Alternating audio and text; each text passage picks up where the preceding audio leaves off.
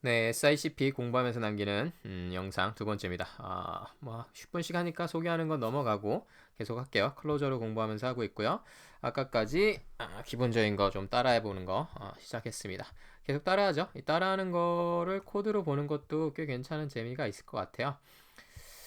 그래서 제가 이거를 클로저로 공부하고 있는데 옆에 코드를 직접 쳐가면서 하면 어떨까 하는 생각으로 하고 있습니다. 저도 공부하고 또 따라하시는 분들이 있을지 모르겠는데 보면서 따라하는 것도 괜찮을 것 같아요. 책에 나와 있는 거 그냥 누르는 읽는 것도 좋지만 실제 글자가 쳐지는 모습도 괜찮지 않을까라는 생각이 듭니다.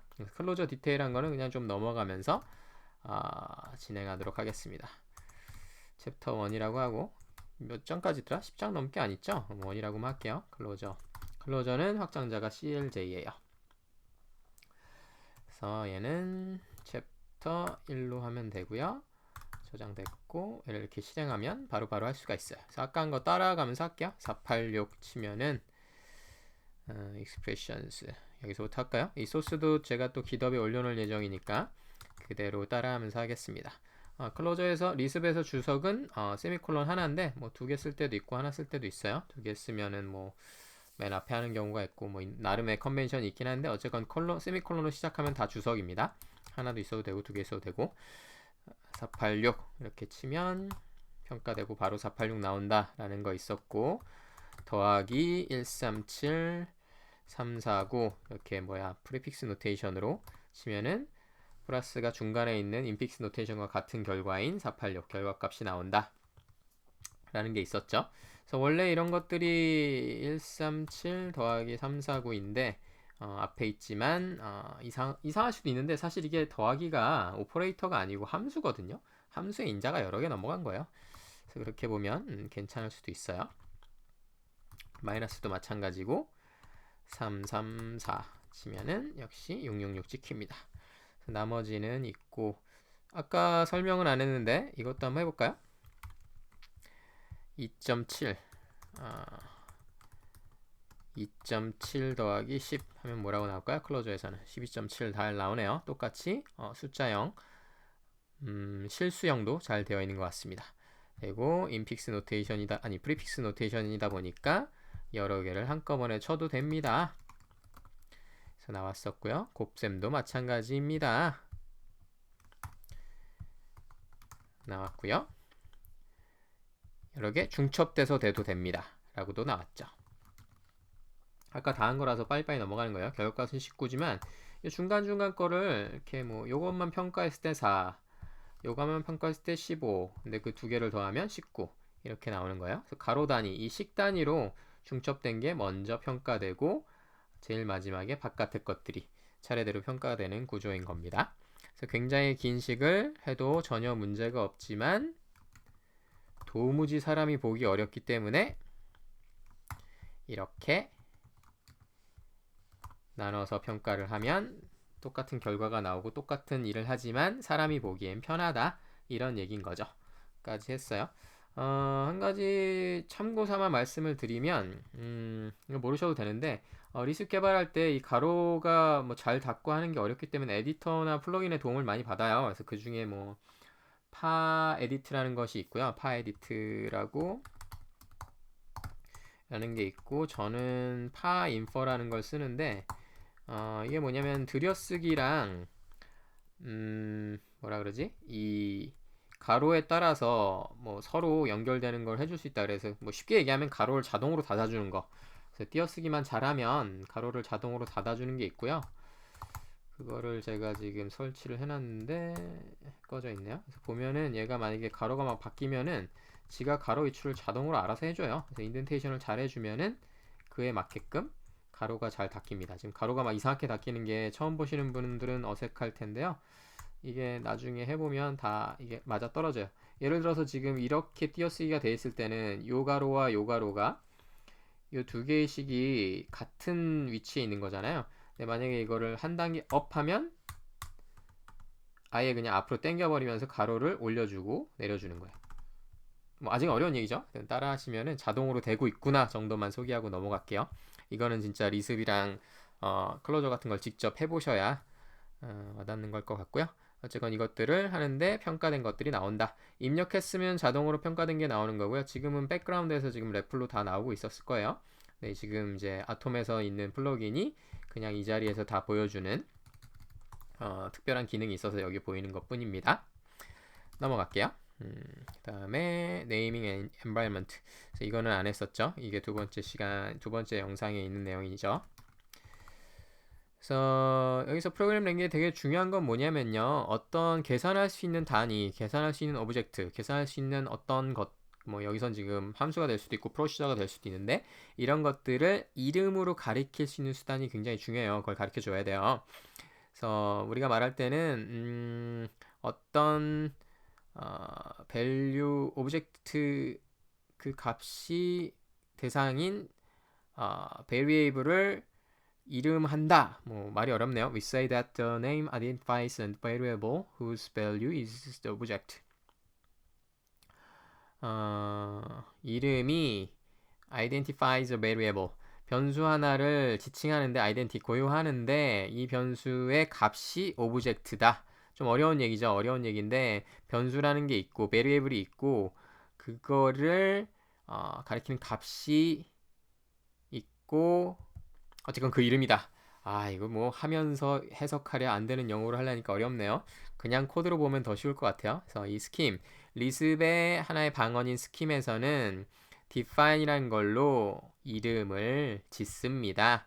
이렇게 지으세요. define size 2 하면 되는데 클로저에서는 동일한 구문이 define이 아니고 def입니다.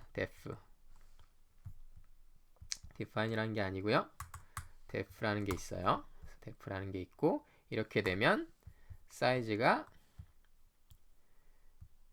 이거를 창을 하나 밑으로 올릴게요. 그래야 이 위에서 보이니까 편하니까 def가 사이즈라는 거 있고 이 다음부터는 사이즈라는 걸로 저 2라는 값을 지칭할 수가 있어요. 그냥 사이즈라고만 해도 저 사이즈가 나오는 거고 여기서 직접 쳐볼게요. 바로 래플에서 쳐보면 사이즈가 이미 현재 환경에 이름 지어진 거예요. 뭐가? 2가 숫자 2가 그래서 숫자 2가 바로 나왔고요.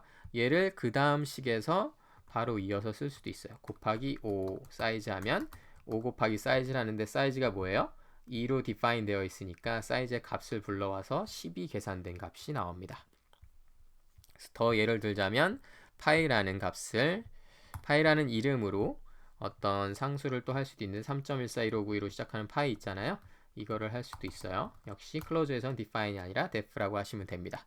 그래서 파이 정의하고 레디우스가 반지름인가요? 반지름 정의하고 define 아니고 def요. 그래서 이렇게 한 다음에 그 다음에 뭘 하면 돼요? 얘를 다 써서 할 수 있는 거예요. 파이도 쓸 수 있고 파이를 곱하고 뭘로 곱해? 레디우스 이거 뭐 하는 거예요? 반지름 곱하기 파이 하면 뭐가 나오나요? 원의 면적인가요? 이렇게 하되면 반지름이 10인 원의 넓이가 나오죠. 10 곱하기 10은 100이고 그거 곱하기 파이 하면 314.159라는 게 나옵니다. 반지름 맞나요? 이거 지름인 거 아니죠 설마? 파이 제곱 r 파이 제곱 r 제곱 파이 r 맞죠? 그래서 이게 나왔고요. 이 파이 r이 원의 둘레죠. 둘레고 이거는 원의 면적인 것 같습니다. 틀리면 얘기해 주세요. 314.159 이렇게 값이 나왔고 중요한 건 뭐냐면 이 파이라는 이름으로 어떤 변수 값을 지칭했는데 값이 뭐였어? 3.14159로 사전에 미리 파이라는 이름으로 define 해놨다는 거야. 레디우스도 마찬가지. 그래서 이렇게 된 값을 내가 불러서 쓸 수 있는 거예요. 3.14159는 워낙 익숙하니까 파이라는 걸 알 텐데 레디우스는 그때그때 상황에 따라 다를 수 있잖아요. 반지름은. 레디우스 반지름 맞나? 지금까지 시컨 얘기했는데 지름인 거 아니죠? 왜 사전은 또 안 나오나요? 반지름 맞네요. 다행입니다. 전에 영상에 이거 물어보시는 분 있는데 맥에서 사파리에서 이렇게 누르면 그냥 자동으로 사전 찾아줘요. 아마 크롬으로 해도 있지 않을까 싶은데 저는 사파리를 써서 잘 모르긴 하겠습니다.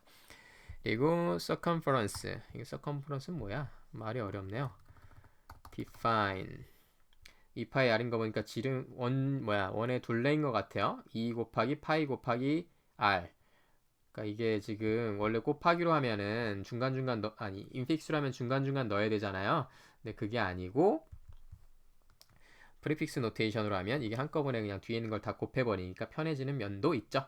62.83182 지금 우리가 쓰고 있는 반지름 10짜리 원의 둘레 길이가 나오는 겁니다. circumference 그 말이 어렵잖아요. 이거 단어가 둘레 맞나요? 외주라고 했나요? 저 학교 다닐 때는 외주 길이? 그냥 원 둘레라고 했던 것 같은데 원래 둘레 길이? 요새 뭐라고 가르치는지 모르겠습니다. 보시는 분 있으면 댓글로 달아주세요. 보시는 분 없겠지만 외주 원주라고 하네. 그래서 파이가 원주율이라고 불렀던 것 같기도 하다. 서컴퍼런스는 조금 어렵잖아. 그래서 이거 한글로 해도 돼요. 그럼 이게 원주라는 걸로 표시가 된 거예요. 그래서 원주를 뭐 프린트해도 되죠 다시. 네, 이제 일단 그냥 넘어가겠습니다. 이것까지 하면 얘가 너무 길어지니까 그래서 그 다음부터는 원주라는 값으로 그냥 불러다 쓸 수도 있는 거예요. 그러면 계산된 값이 불러져 나오죠. define이란 거는 우리 언어의 가장 추상화 중에 가장 간단한 수단이에요. 추상화 이제 값이 이렇게 있는데 그 값을 우리가 이해하기 좋은 뭔가로 축약한 거야. 추상화. 뭐라고? 파이라는 이름으로, 레이디우스라는 걸로 10이라는 구체적인 값을 한 거고 원주라는 것도 그걸 계산한 걸로 갖다 놓은 거죠. 마치 예를 들면 circumference 계산된 위에 원주처럼 복잡한 값에 뭐 복잡한 연산들도 그 결과값도 어떤 이름을 지어서 간단한 이름으로 우리가 쓸 수 있게 해줘요. 이걸 매번 계산하는 것도 복잡할 거고 길게 써놓는 것도 이해하기 어려운데 이렇게 값을 지어서 불러다 쓰기 시작하면 우리가 할 수 있는 일이 더 많아지죠. 편해지고. 그래서 일반적으로 굉장히 복잡한 값들 갖고 있을 수 있는데 그것들을 일일이 기억하는 것보다 그냥 이렇게 갖다가 불러 쓰는 거가 좋을 것 같습니다. 게다가 복잡한 프로그램은 단계별로 이런 계산하는 오브젝트들을 점점 복잡도가 올라가는 계산 오브젝트를 단계별로 구축해서 만듭니다. 그래서 이거를 뭐 한다. 그래서 차례대로 순서대로 진행한다. 이런 얘기인 것 같고요. 이런 식으로 하면 개발하기도 좋고 테스트하기도 좋고 합니다. 다 이런 것들은 간단한 절차들, 프로시저들을 여러 개 모아서 하나의 리스 프로그램으로 만들 수 있습니다. 그래서 지금 한꺼번에 이거를 숫자로 다 적었으면 어렵겠지만 단계별로 뭐 파이가 뭐였고 레디우스가 뭐였고 그거를 2로 곱했고 이런 것들을 단계별로 했잖아요. 이런 얘기를 하고 있는 것 같아요. 나중에 시간 되면 저도 다시 한번 읽어볼게요. 사실 이거를 원래 계획은 미리 읽어보고 찍는 거예요. 근데 지금 이게 그저께 제가 한번 읽어보고 대충 읽어보고 하는 거라 빡빡하게 하고 있진 않습니다. 또한